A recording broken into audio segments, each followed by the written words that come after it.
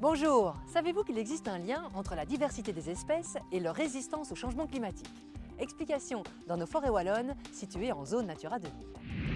Faire face au réchauffement global, c'est le défi actuel des gestionnaires de nos forêts.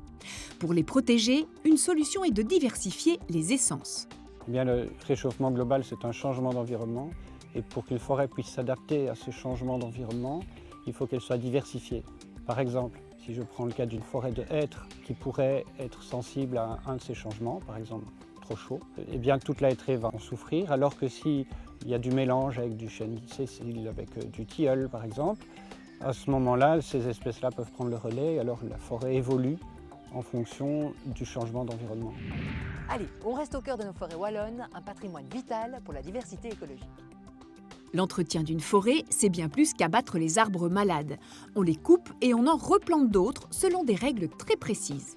Natura 2000 fixe un cadre et en respectant ce cadre, nous allons choisir des espèces selon la topographie, selon le type de sol, selon le climat, espèces qui vont être à même de résister au mieux et qui produiront en bois de qualité dans les 60, 70 ou 150 ans à venir.